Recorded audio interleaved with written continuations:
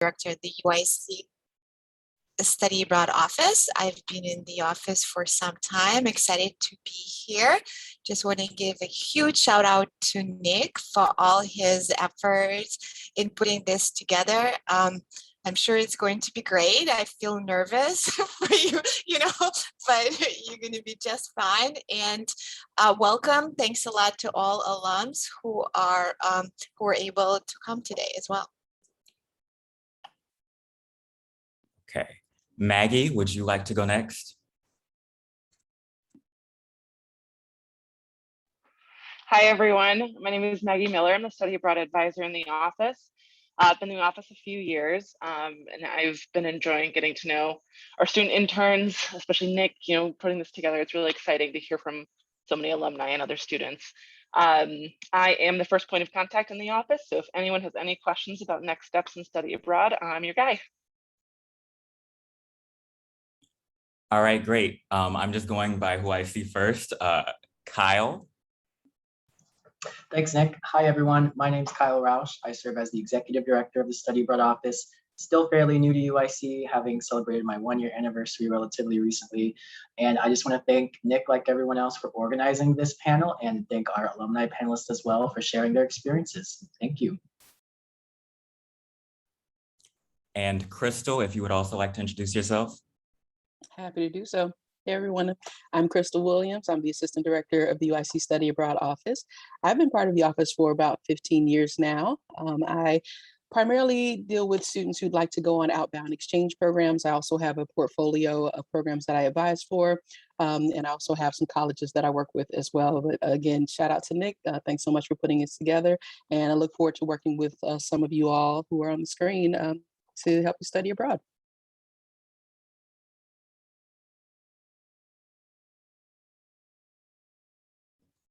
Sorry, guys, more people coming in. Marley, would you like to introduce yourself as well? Yeah, that's a good sign that there's more people coming in. Yes, as I echo my colleagues, shout out to Nick and all of his hard work preparing and marketing this program. We're really excited to hear from all of our study abroad alumni who are here, and just hear some of the questions for students who are considering study abroad in a future term. I advise, like my colleagues, I advise for a portfolio of programs in Latin America as well as parts of Europe, and then I also manage our scholarship portfolio as well. So if any of you are planning on applying to the Gilman or any other national scholarships, come see me and we're able to help with reviewing essays as well. Excited to meet all of you. Okay, so let's get into this presentation. I'll go over some basic information about studying abroad, and then we'll get into our student alumni section. Before we get into the presentation though, I would like to clarify that this panel will focus on Black students and their experiences abroad. However, everyone is welcome to join. I would also like to give a big shout out to the organizations that are here with us today, including the AAAN, Joseph Fields, who is representing them, the Collegiate 100, Prevail, and Mummy Praise, and the UIC Sisters. After talking with a number of Black students, I understand that a lot of us traditionally really don't use the resources that are available to us on campus. These organizations are here to help us, and I really want to stress that. So thank you for joining us today, and we'll get into it.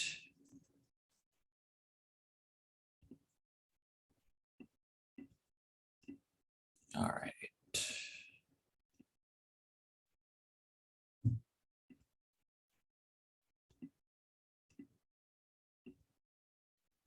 So while Nick is pulling up his presentation, just want to let you guys know that if there are any questions, feel free to put them in the chat, and we'll make sure to address them during the presentation. Okay, can everyone see my screen? All right. Yeah, I see it. So this is the Black Stories from Abroad alumni panel by SAO intern myself.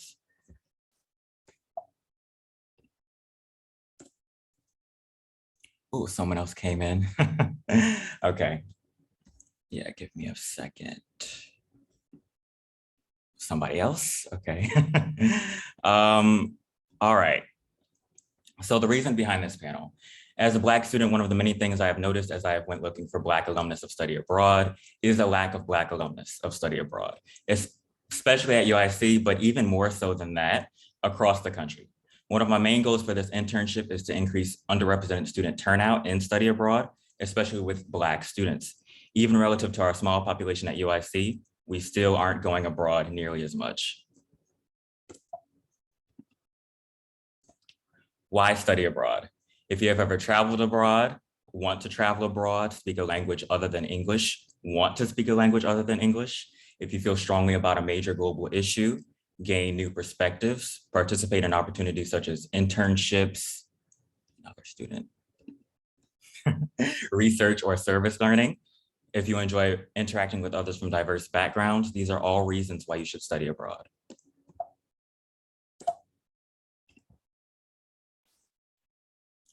So there are a number of personal benefits and professional as well as academic benefits of studying abroad, increasing self-confidence, developing more of your soft skills like organization and communicational skills, even if it's in another language, academic benefits relating to, putting it on your resume. I think that'd be a great, dimensional opportunity for you to do that.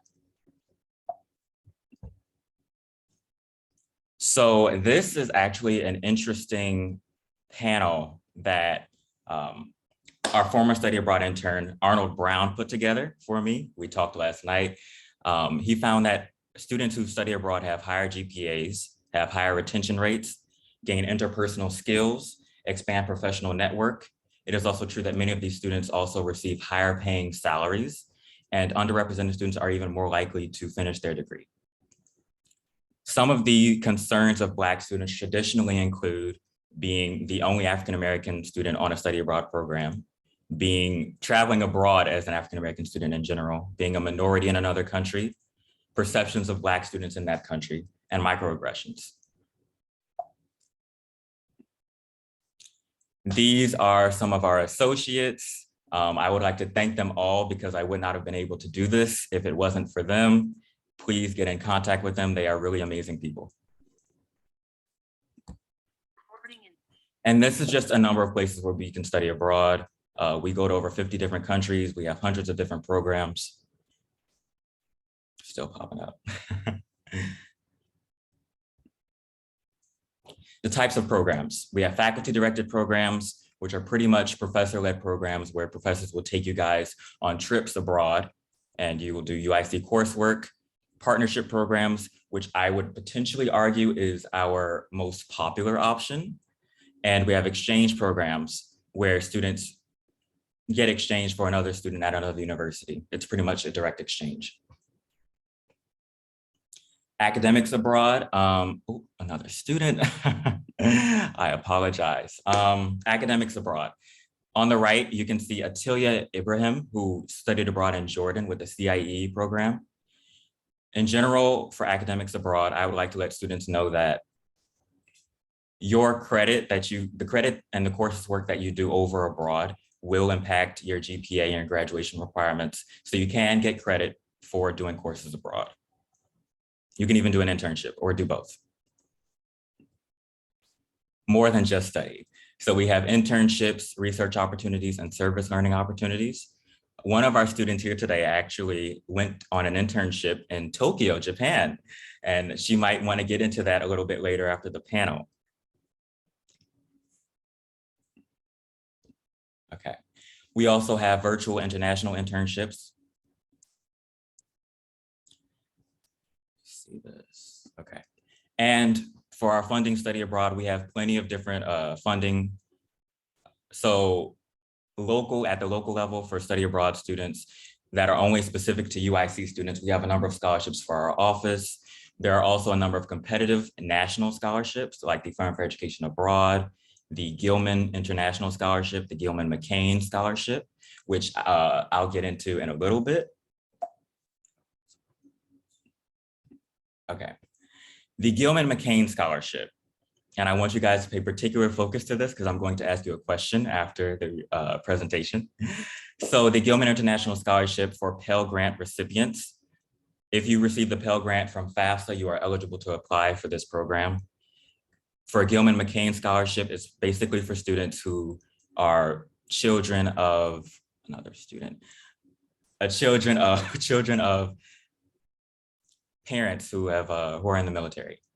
The awards go up to $5,000 and $8,000 if you're studying a critical needs language. So for example, Chinese, Korean, Vietnamese, et cetera, et cetera. The application deadline for this that is upcoming is March 1st, 2022. On the left is Alicia Bowers, who went with our CIE program to Seville, Spain. It seems to be a very popular program for a lot of study abroad students. We actually have a student here today as well who won the Frederick Douglass Fellowship Scholarship, but was unable to participate in study abroad because of COVID-19. So I'm looking forward to hearing from her as well. These are testimonials for study abroad students, which you all will pretty much get into with this alumni panel. So I don't really have to go over it. Next steps: apply for a passport, speak with your academic advisor, review the study abroad first step session, research programs and funding resources, schedule an appointment with a study abroad advisor, and apply for your program. The Flames Abroad portal. So this is where you can find all of our programs that we offer. You can insert any city or geographical location that you're interested in studying abroad at. You can insert your major here, and it'll show you a list of programs that we offer for that location. Questions, get in touch. We are at the University Hall on the 5th floor, and please follow our Instagram page. These are just a few of the alumni that are going to be speaking with you guys today. As I said, again, I'm really proud of what we've been able to accomplish and put together. So let's get into it.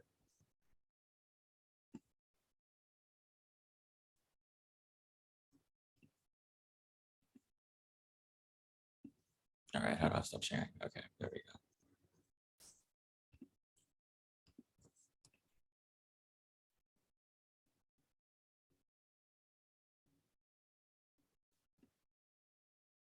Sorry about this, internet issues.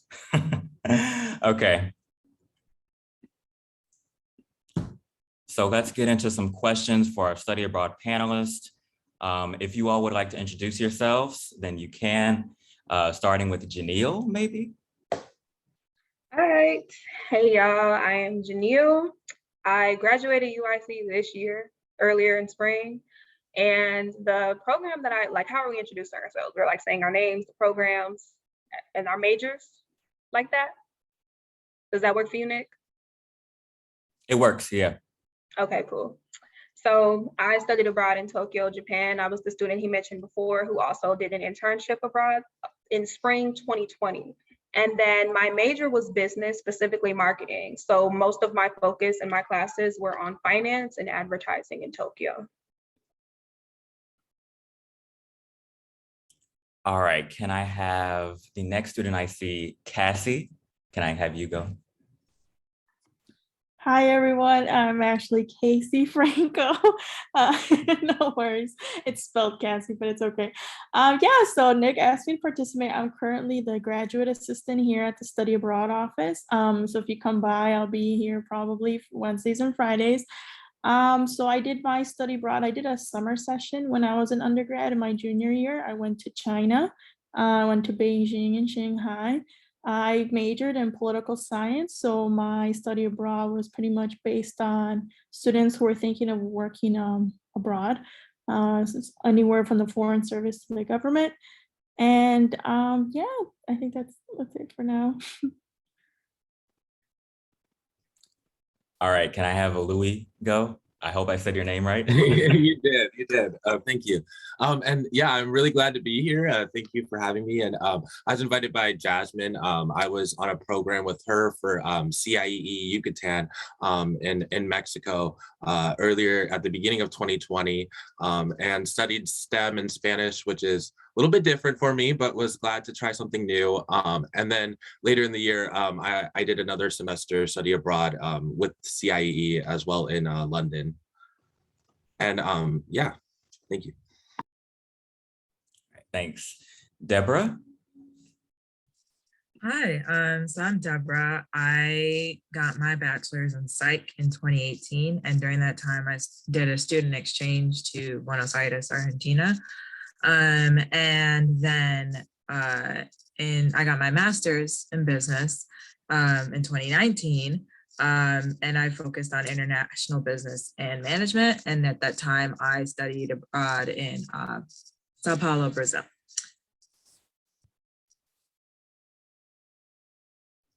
All right. Oh, Lena. Hope I said your name right too. Yeah, you did. Yeah, so my name is Lena. I studied abroad in my junior year, I believe it was 2019 in the summer. I had a minor in communication, so that's what I studied, the courses that I took. I went to Copenhagen, Denmark, and yeah.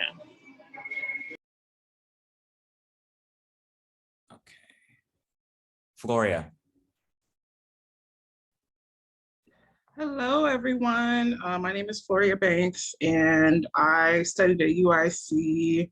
I graduated actually in 2013, and I studied abroad the summer before my senior year. So right after junior year was over.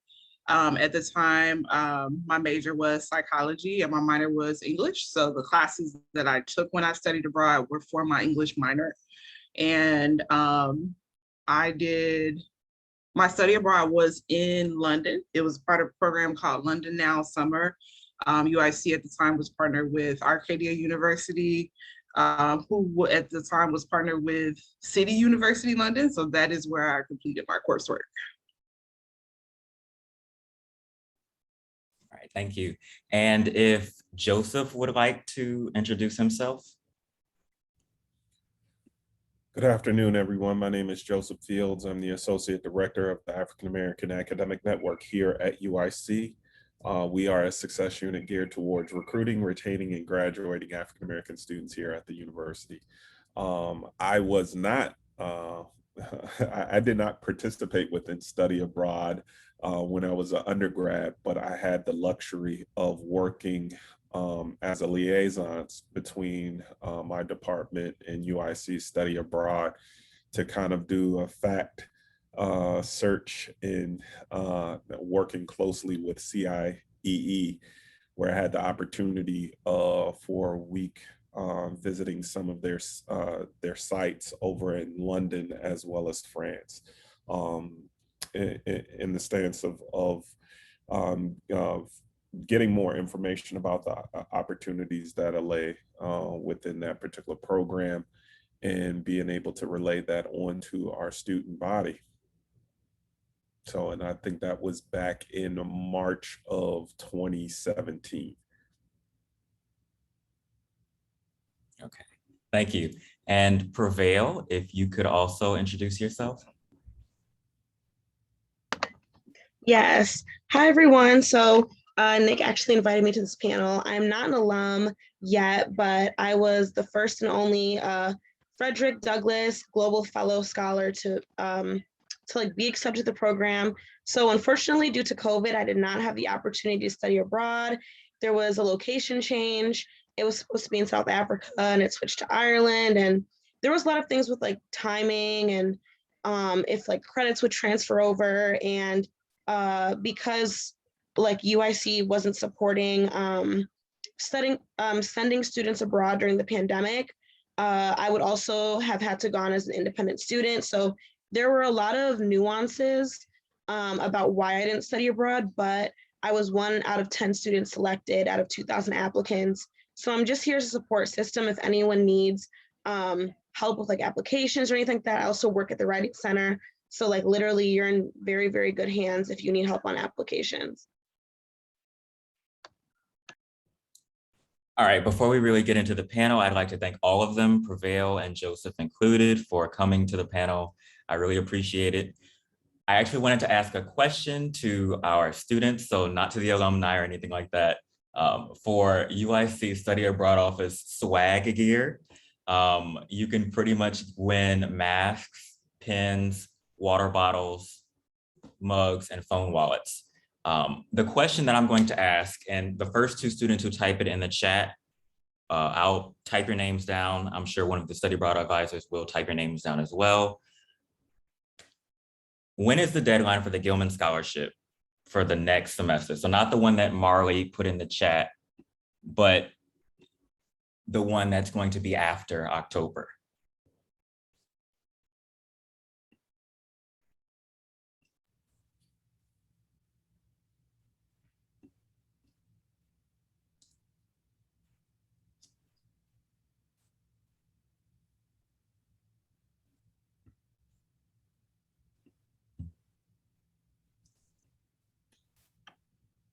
So I see Lauren got it right.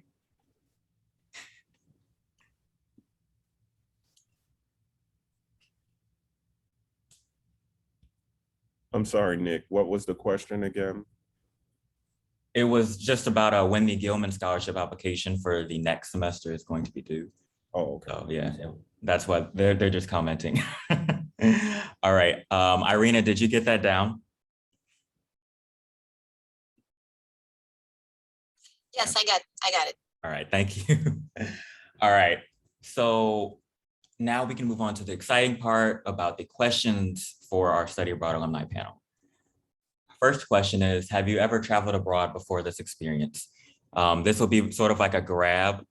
Any one of you can grab it. I'm not gonna call names. So whichever one of you feels comfortable taking that question. I'm always comfortable. Everybody who knows me, I'm always talking. Always. First of all, I've never been on a plane before I studied abroad. I barely ever left Chicago. And so this was a very intimidating experience for me.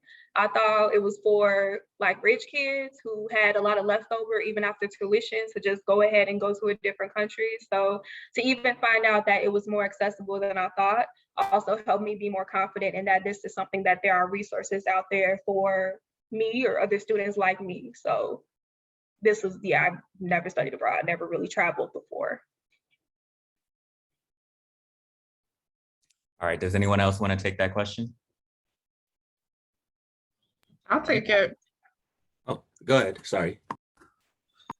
So when I studied abroad, that was not my first time ever studying abroad. When I studied abroad with UIC, my first time ever studying abroad was when I was a junior in high school. Yeah, I was a junior in high school. It was also in the summer before my senior year. And I was part of the Marina Pender Student Exchange Program, which at the time was being run through Kenwood High School in Chicago. And but the scholarship program that they had for student exchange was welcome to any Chicago public high school student. I don't think a whole lot of people knew about the program because only a handful of students even applied from Bogan High School, which is where I attended, and only two of us attended. I don't even know who that other person, like I didn't know the other person, but when I did go, that was my first time ever leaving the country. It was my first time ever being on an airplane. It was my first time ever leaving Chicago, you know, for such a great distance, really. And pretty much the focus of that program was to familiarize us with life outside of the US, and also to for us to prepare our applications for the Gates Millennium Scholarship. So they helped us with every single step of that application while we were studying in the Bahamas, and you know, that's pretty much what it was. Okay, thank you. Louis, did you have something that you wanted to? I can say something, but I'm honestly like the same, like ready to answer any questions. So if if you want me to speak on this one, or we could go to the next. All right. Do any of our other study abroad alumni want to get on? Have you ever traveled abroad before this experience? All right. So we'll just move to the second question. Why did you decide to study abroad? Okay, I can answer this one. You want to answer? Oh, okay, go ahead, Louis. Yeah, because I think for me, like I've always been very like work oriented, and like in the sense that I knew that like I didn't really come from a lot or even a place where we really thought about like traveling internationally, let alone like nationally. So like I like that had always been sort of like a primary focus for me, like trying to like, you know, get the internships like all set up and sort of the work experience. So I had like glimpses of like one time like working with an international nonprofit where like we got to go and travel, and it was like really great. And even doing that research to see on like the front end, like, okay, like I know y'all do international work, but like what does the sort of like grants look like for like travel and stuff like that? And I think it was just an experience where I wanted to learn more about myself at that time. And ultimately I literally got an email, like I thought it was a spam because it was like you could get free like tuition for this and free, but it was like the first session for it. So they were really just testing it out. And essentially it was a tough decision because I had a lot of stuff like continue to line up. And I thought, you know, like, oh, like if I'm just traveling, like it may not have the same tangible benefit. But ultimately, I think being able to sort of like find yourself, figure out what you like and don't like. And I think like just being able to get a little bit of like your sea legs before you graduate, like can help you a lot as far as, you know, sort of the rest of your life of learning where you want to travel and what you want to do and where you want to go. For me, Yeah. Oh, sorry, go ahead. no, you can go ahead. I was, oh, I'm sorry. Sorry, no, go ahead, it's fine. Okay, so I would say I agree with what Roush said. I was definitely in the same boat. But as for me, I originally didn't think much about studying abroad. I didn't think that it was something that I would be able to do. I just assumed that it was too expensive and that it was too difficult. But I think a friend of mine told me that I could get out of a class by taking it. So I said, okay, let's look, let's see how this goes. I wasn't really expecting much to come out of going to an informational meeting. But once I finally decided what I needed to do, decided what courses that I need to take, I also didn't think much would come out of it, but I did learn a lot about myself and a lot about my interests. When I was going there, I think I felt very lost with what I wanted to do. But the more experiences that I had, even in just the coursework, were so enriching to me. I think I kind of discovered what I wanted out of a career-wise, like what I wanted to do and what I was interested in. So I think that it really definitely was something that really helped me forge a career for myself. Okay, so what I think I'm gonna do is I'm just gonna start calling on people just so we don't get a little confused. So Janelle, could you go? The question was what made us want to study abroad, right? Pretty much, why did you decide to study? Yeah. Oh, okay.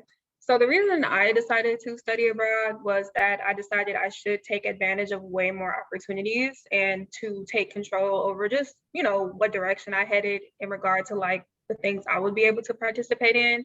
There was often people I would like look up to, and a lot of those people seem to be like able to just be more confident about where they went in life. And so what happened was right before I went to UIC, I was saving up for college, working at a gym, and like some of my coworkers, we were around the same age. Some of them were already in college, some of them had studied abroad.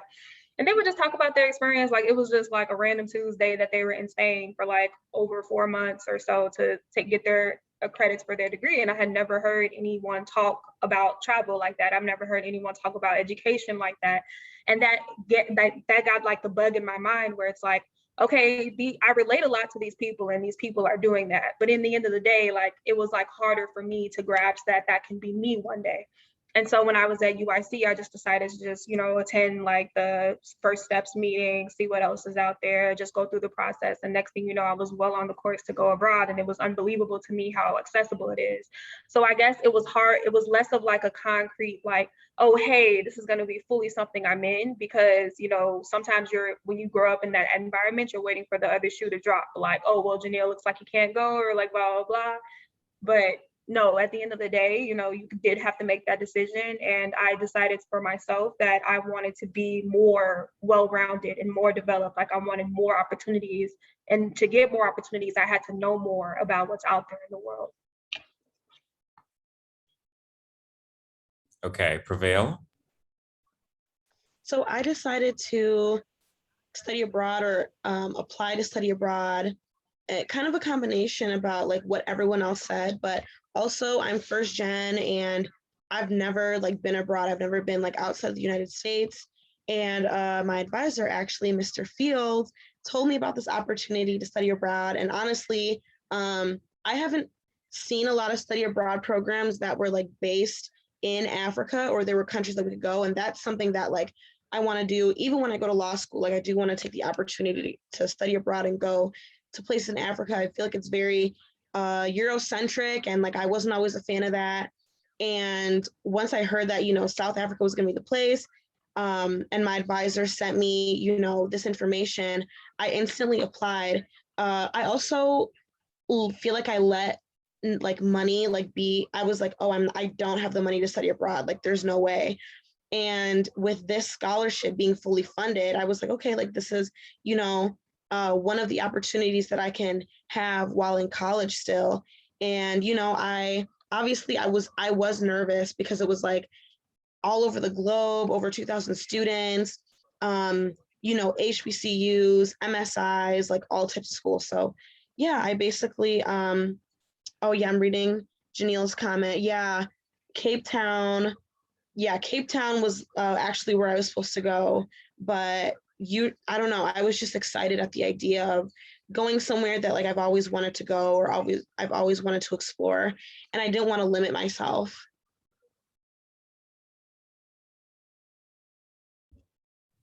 Deborah, did you have something that you wanted to? Yeah, so for me, for my bachelor's, when I decided to study abroad, I knew I wanted to study abroad going into my bachelor's. And it so ended up that I finished my major early, so I had a semester. So I decided to go in my senior year. And I grew up learning Spanish, so I'm pretty fluent in the language. So I wanted to go somewhere where I could continue to develop my language speaking skills. And so when I went, the only places that were available were actually Argentina and Spain. And in my mind, Spain, like was said before, it's pretty Eurocentric. It's somewhere that I'm more likely to go if I were ever to leave the country. So I wanted to go somewhere where, as I do have a passion for learning about other cultures, I could definitely learn from a less Eurocentric perspective. So I decided to go to Argentina. And then in the case of my master's degree with Brazil, I have a focus on international business, and it's where I do want to work with underrepresented communities internationally. So it was another place where I felt like I'd be able to understand how business is affected by things, the infrastructure and the culture around it. So that's why I chose to go to Brazil at that time.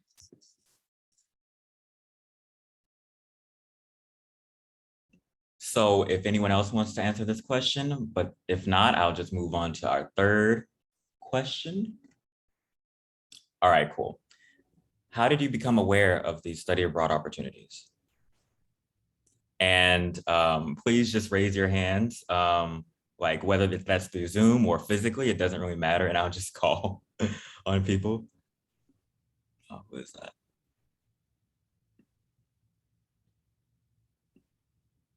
Ah, okay, Joseph. So I had the opportunity, as I mentioned before, although I didn't study abroad in undergrad or grad school, I worked closely with the previous director of UIC Study Abroad, and just having the conversation about having more students of color engage within this experiential learning experience. And I was provided with the opportunity of getting connected with one of the service providers, CIEE, and kind of taking a look at some of the sites that they had within their Paris and also UK sites, and just as a fact-finding mission to be able to bring back to our students that we happen to service within the African American Academic Network. It was definitely a wonderful experience for myself to be able to not only talk to the students, but also have a conversation with the staff and faculty at hand about what is offered. And one of the most unique things that happened on my trip was it was during the time of the Westminster attack when we were in the UK. So I got to see kind of the safety protocols going on as we are having our meetings. And I thought that was definitely something that I'd be able to take back to our students, because oftentimes when we have conversations about these opportunities, some of our students, again, our first generation college students, some have never left their respective states, and just kind of open up their mind's eye about opportunities that are global. And to be able to experience that and be able to share that to our students, I highly encourage any of our students to take full advantage of those opportunities that may come their way. And through our conversations too, this is I want to say a couple of years before they enacted the Frederick Douglass kind of like scholarship for African American students and students of color to engage within their particular programs. Now that there is a boatload of money that is available out there for our students, it's very much important that they take full advantage of these particular opportunities. What I did see was, it was kind of funny, because it's like when I ran into some of the students that were engaged, I think I ran into one young lady that was from UIC, and the rest, the students of color were primarily from HBCUs, and we were kind of looking at each other like long distance cousins as it relates to, having conversations about their experiences. And, one of the unique things about it is that it's just not, the classroom experience, but just being able to engage within some of the field trips and excursions that some of these programs have to offer outside of their host cities as well. So on top of that, I know it can be intimidating in regards of the language barriers and things of that nature, but for those that have the gumption to engage within these particular endeavors, it's definitely a rewarding experience.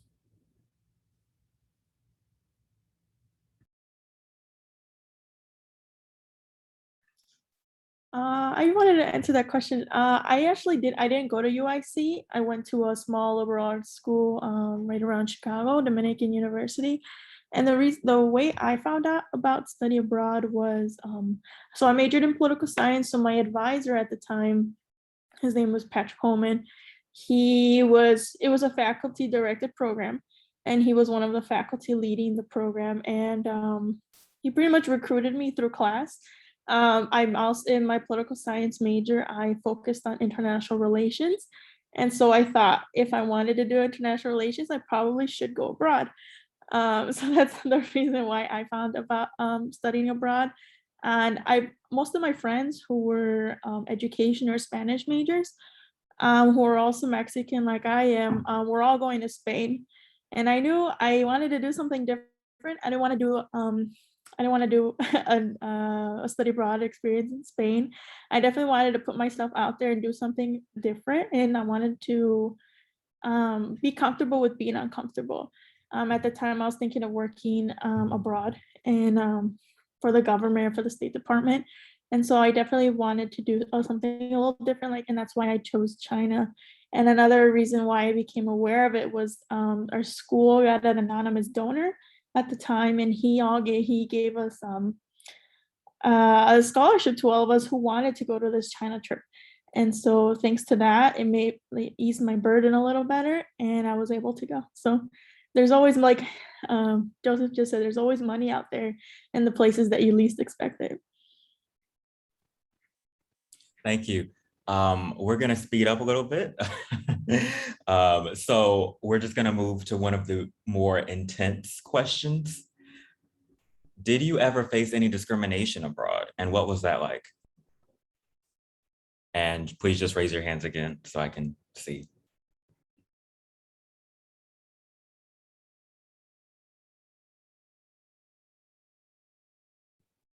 We'll just do Lena and Janelle for this one.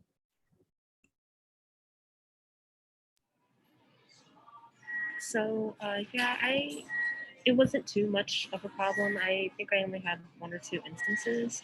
I think it was kind of a subtle thing for me. I think it was a lot of people like assuming that I didn't speak English for whatever reason, and I just had a lot of people just like talk to the white people that I was with and ignore me.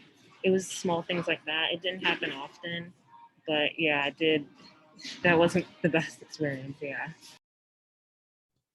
All right, Janelle.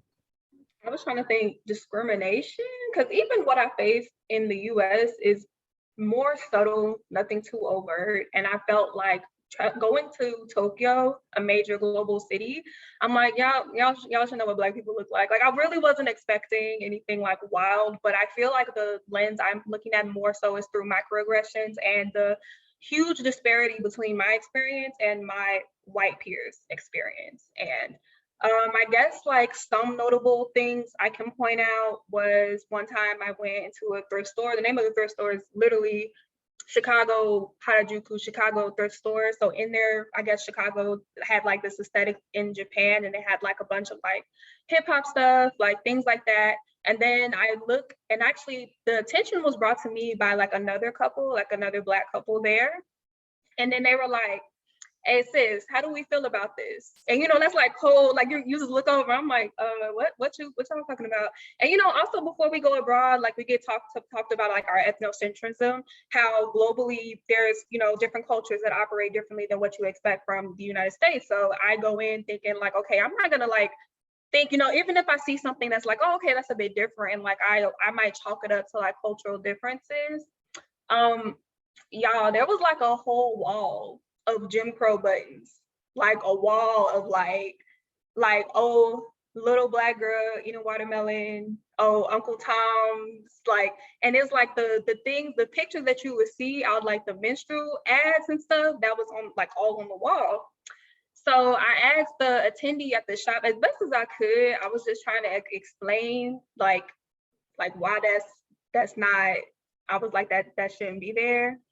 And then I would say like other things, like more kind of like quote like microaggressive things, I would say like during my internship, we went out at a major event and they were doing like this like secret competition, like for people in the crowd, like ranking them. And like at the end, they were like, oh, here's who won like the craziest hair, like the best hair. And it was me because of my afro. So that was a bit awkward to me because I was like, okay, like on one hand, I felt like it was more of like a, hi, we do that. But on the other hand, as a Black person in the back of your mind, you're like, okay, like, what was that about? And then I would say like, perhaps another thing was like at the end of the year, we had an assignment where we talked about all of our experiences all together. And I guess it really like this one kind of hurt because it really struck home like how you can't necessarily escape the experiences or the disparity between experiences you might have due to like your background. Because like, to me, it's not something I really think about or worry about too conscientiously, but it's always something I'm aware of simply because, it's a survival thing. And we had like these slideshows where all of the students were like, okay, so here's what I did. And I kid you not, like literally the other kids, we're all in college. The other students, they were like, oh, these people brought me gifts, like people in the street would stop me and like, give me random compliments, like,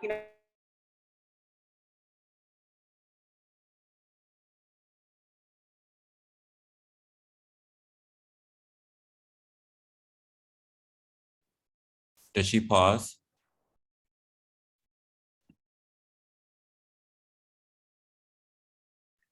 I think she froze.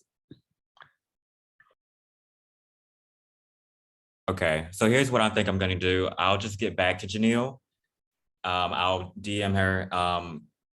Deborah and Casey, I know you both wanted to go. We are running on a bit of fumes here. I should have made this a little bit longer, but if both of you could be a bit more quick about it, that would be great. So Casey? Yeah, I'll go really quick. Like I said, I went to China, and our group was pretty diverse. It was me and a couple Hispanic girls. We had a Colombian with me at one time.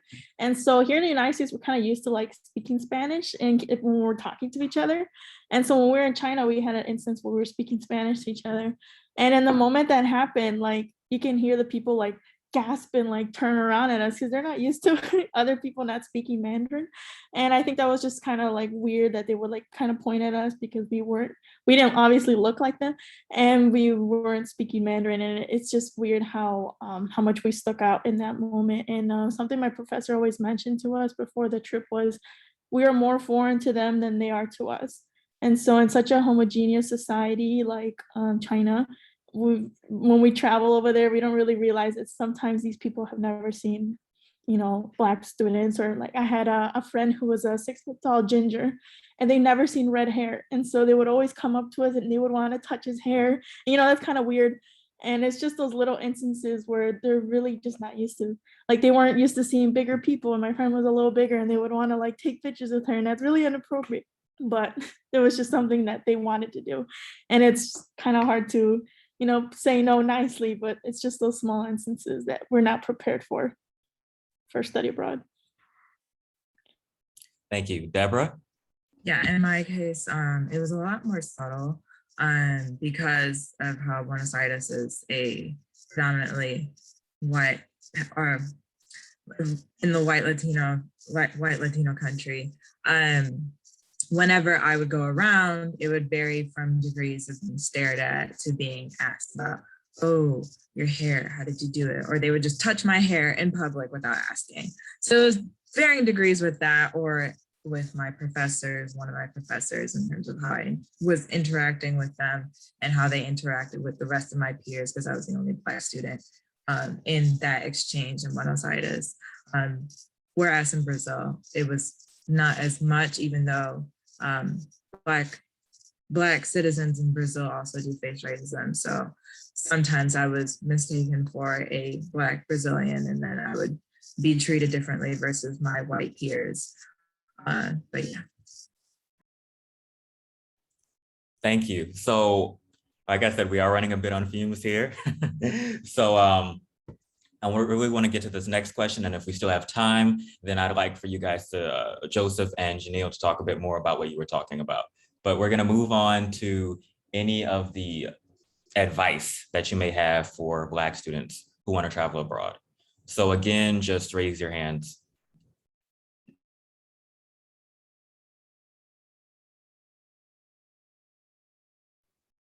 Janelle? The one thing I wanted to close with, even on the past question, was like, don't let your fear stop y'all, for real. Like, don't worry about what others kind of say, like, you might face wherever you go. There's going to be challenges no matter where you end up. And at the end of the day, it's like, it's up to you, how to embrace your experience as best as you can. As far as more concrete advice, definitely try to do like your timing, like kind of stay on top of deadlines, stay on top of like when you need to turn something in and what the turnaround time for something is. If you need a visa, there's time, they'll need time to process your passport. I was a week late to my program because of like visa, birth certificate issues, things like that. But also don't panic because, I obviously still went.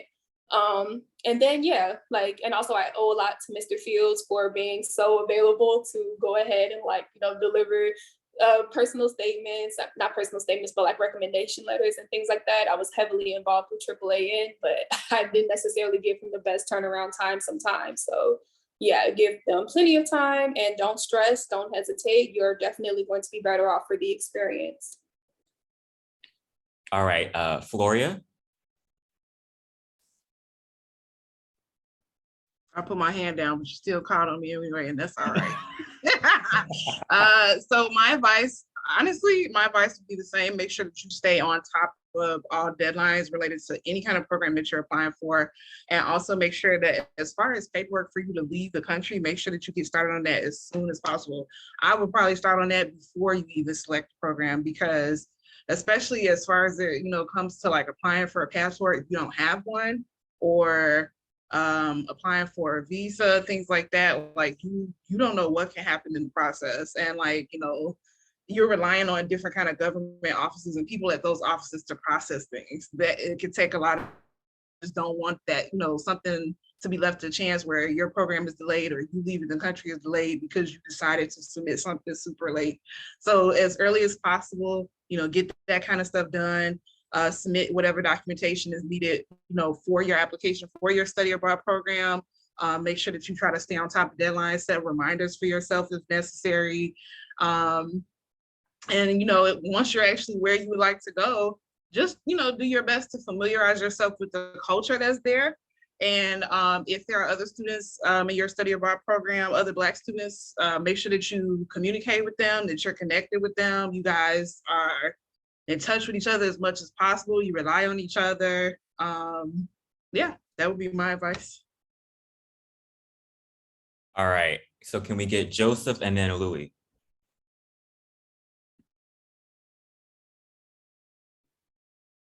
Are you there, Joseph? Okay.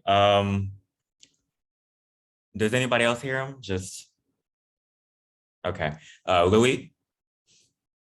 Yeah, I think it's really all great advice, especially, like finding the other Black people and, people of color, and like, making sure that like, even if you're not like best friends on the trip like that, you can really like, be allies and be somebody like if you go through certain situations to have to rely on. And I think, studying abroad, even if you do have all the questions, being able to do the work on the front end to prepare, to find the scholarships, to see what transfers as far as credits and scholarships is so important and will like help your time when you're actually there.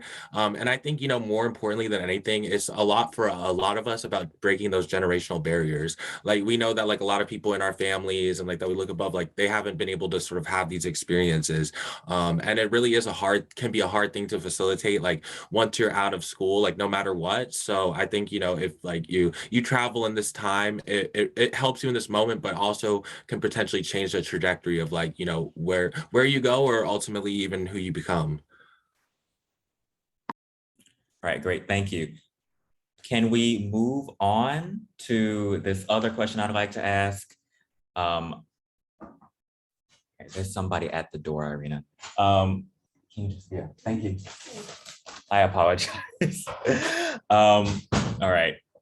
Can we move on to any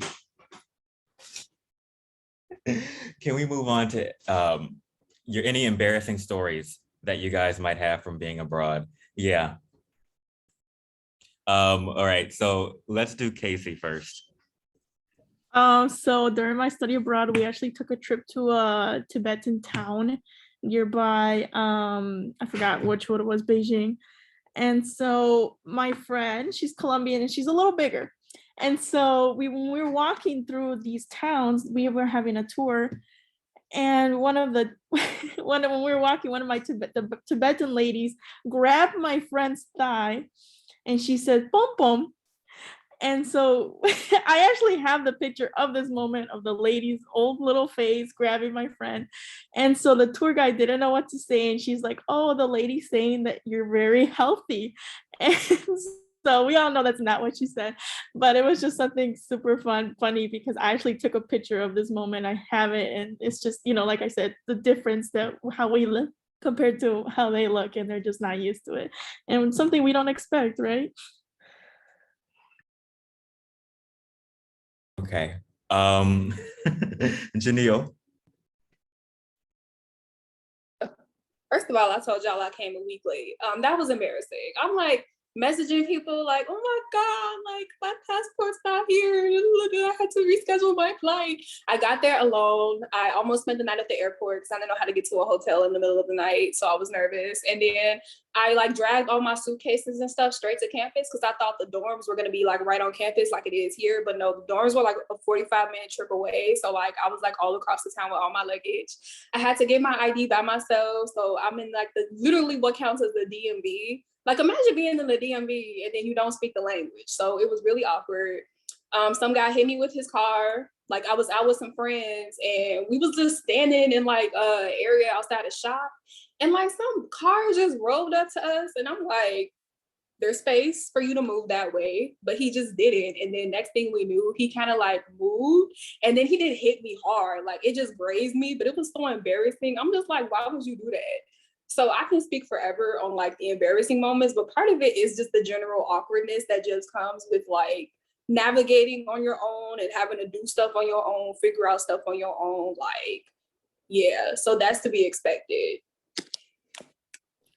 All right, Louis, and then we'll move on.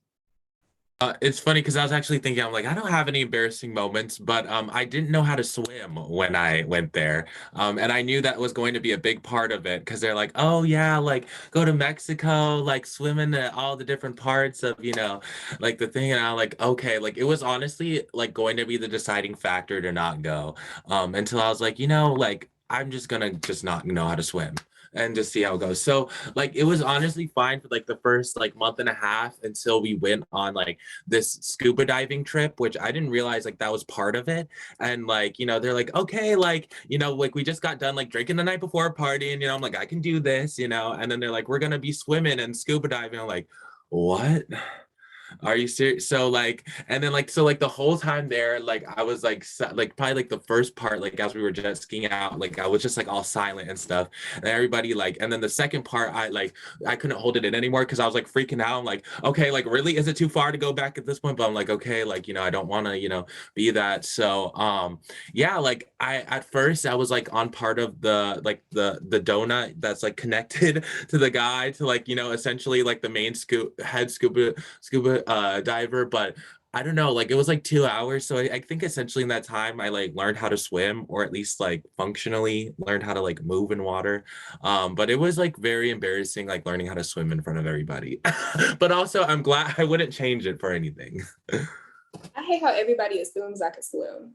Like, stop. All right, thank you guys.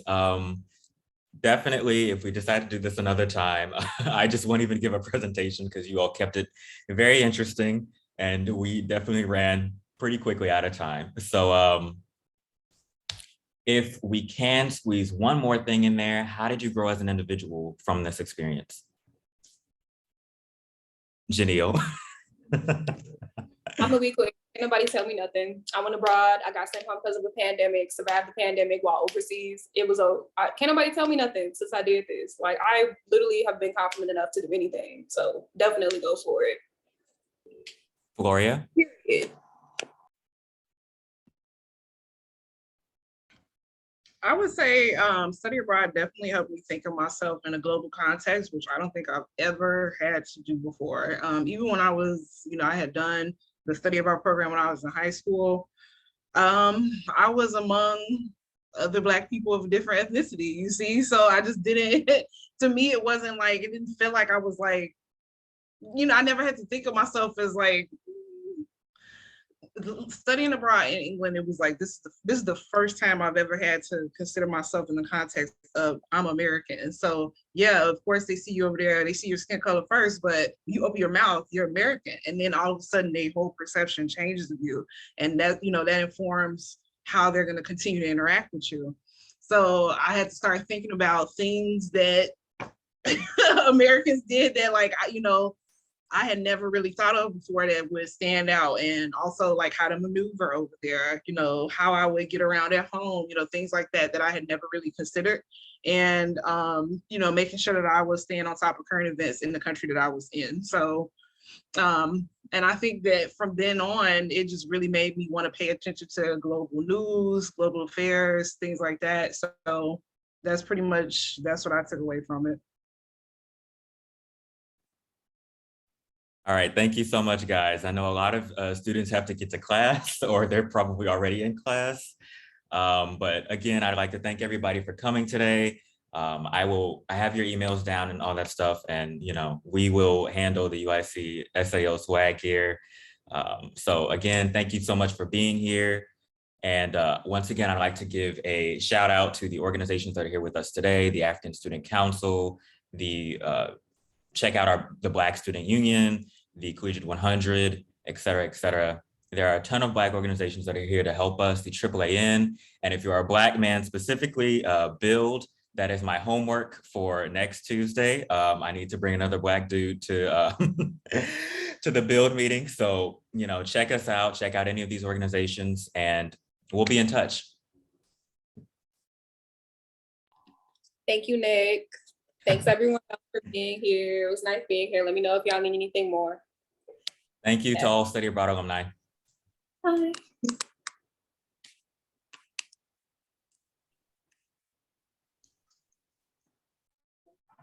Janelle is great.